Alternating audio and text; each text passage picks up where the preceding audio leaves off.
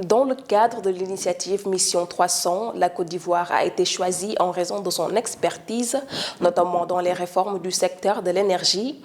Dans ce numéro de décryptage, nous avons le plaisir d'accueillir M. Mamadou Sangafowa Koulibaly, ministre des Mines, du Pétrole et de l'Énergie de la Côte d'Ivoire. Monsieur Koulibaly, bienvenue sur Africa 24. L'initiative Mission 300 ambitionne de catalyser le développement économique de l'Afrique grâce à l'électrification. La Côte d'Ivoire figure parmi les 12 pays ayant présenté leur pacte énergétique lors du sommet africain sur l'énergie à Dar es Salaam. Quel est l'intérêt pour la Côte d'Ivoire de rejoindre cette initiative?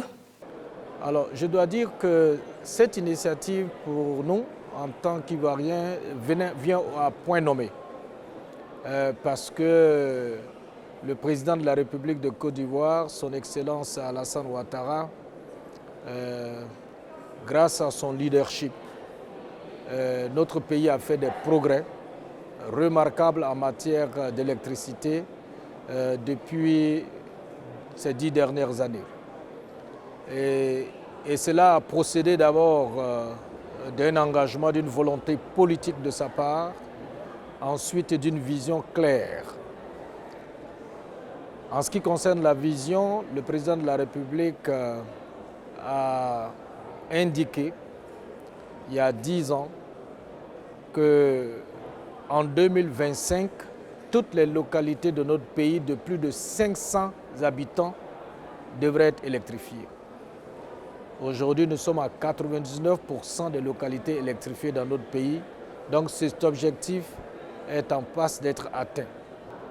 Mais pour y arriver, il a fallu consentir pas seulement des réformes, mais aussi des ressources financières conséquentes.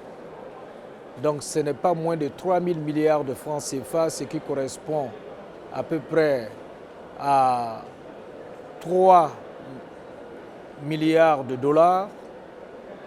Si ce n'est plus à 4 à 5 milliards de dollars, si mes comptes sont bons, qui ont été consentis dans les infrastructures énergétiques, depuis la production jusqu'à la distribution en passant par le transport. Le résultat est sans appel. Comme je l'ai dit, le taux de couverture est passé de 33% en 2011, aujourd'hui à 99%. Le temps moyen de coupure dans notre pays est passé de 47 heures par an à 26 heures par an aujourd'hui, à 22 heures, excusez-moi, par an aujourd'hui. 26 ans, c'était l'année dernière. Et ensuite, dans notre pays, moins de 1,4% des populations vivent dans des localités qui n'ont pas encore été électrifiées. Et en ce qui concerne le raccordement, nous avons plus de 4 millions de personnes qui sont abonnées au réseau électrique de notre pays. Et je peux continuer ainsi les performances du secteur électricité de notre pays. Seulement voilà, il y a des défis. Si l'on comprend bien, la Côte d'Ivoire a fait des progrès significatifs en matière d'électrification universelle. Mais quelle est la prochaine étape pour la Côte d'Ivoire dans le cadre de l'initiative Mission 300? Bien sûr, c'est pour cela que je dis on a fait des progrès, mais il y a encore des défis. Parce que notre objectif, c'est d'arriver d'ici l'horizon 2030 à l'accès universel de nos populations à l'électricité. C'est la vision du président. Et nous devons le faire avec un mix énergétique qui a 45% d'énergie de sources renouvelables et 55% de sources thermiques. Et nous ne pouvons pas atteindre cet objectif si nous n'avons pas d'investissement additionnel. C'est pour cela que nous considérons que le pacte d'initiative Mission 300 est arrivé au bon moment, puisqu'elle va nous permettre, sur les 17 millions de personnes à raccorder pour atteindre l'accès universel à l'électricité à l'horizon 2030, nous aurons 6 millions qui le seront grâce à l'initiative, à la Mission 300. Ensuite, la Mission 300 va nous permettre de lever des financements auprès du secteur privé, mais aussi, surtout, auprès des institutions multilatérales.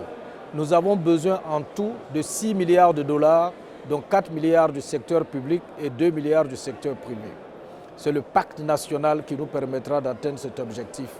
Pas seulement au plan financier, mais aussi le soutien, l'accompagnement en ce qui concerne l'appui technique aussi, pour permettre de renforcer les capacités opérationnelles de notre secteur, mais aussi celles des nationaux, pour qu'ils puissent prendre la part qui leur revient dans le développement du secteur énergétique de notre pays. Les experts affirment que l'initiative Mission 300 se distingue par sa stratégie, une approche qui n'est pas étrangère à la Côte d'Ivoire.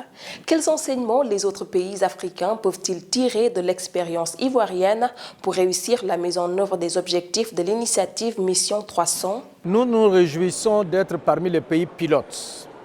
Et c'est pour ça, moi je suis très confiant parce que je considère que l'approche méthodologique de la Banque mondiale et de la Banque africaine de développement est similaire à ce que nous avons expérimenté en Côte d'Ivoire et qui a donné le résultat.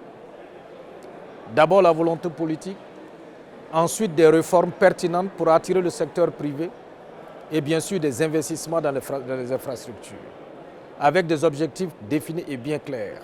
Donc nous pensons que la mission 300 arrive au bon moment parce qu'elle va nous permettre de lever les financements dont nous avons besoin pour atteindre l'accès universel à l'électricité dans notre pays, mais aussi pour améliorer l'accès à la cuisson propre. Parce que vous savez, notre pays aussi, grâce à la vision du président de la République, nous avons aujourd'hui 20% des ménages qui ont accès à une cuisson propre, contre une moyenne de 5% en Afrique au sud du Sahara. Et notre objectif, c'est 50% d'ici l'horizon 2030. Donc vous voyez bien, nous sommes heureux de partager cette expérience avec les autres pays et notre pays a été sélectionné justement à cause de ses performances en se rendant compte qu'il nous faut juste un appui pour que nous atteignions l'accès universel. Je salue l'approche méthodologique parce qu'il y a 3 types de pays qui ont été sélectionnés. Nous, on fait partie de la catégorie des pays qui sont proches de l'accès universel et qu'il faut juste un petit accompagnement. Il y a des pays qui ont été sélectionnés parce qu'ils sont encore au début de leur accès à l'électricité et que n'importe quelle action pourra faire la différence dans ces pays. C'est pour cela que je salue l'approche méthodologique. Je salue surtout le fait que les initiateurs de ce projet aient compris qu'il faut avant tout un engagement politique de très haut niveau. Parce qu'au départ, il faut d'abord la volonté politique. Et là, tout le reste va suivre. À savoir consacrer des ressources de nos budgets nationaux à un secteur qui est devenu prioritaire parce qu'on a tous réalisé que ce n'est plus un luxe que d'être raccordé au réseau électrique aujourd'hui.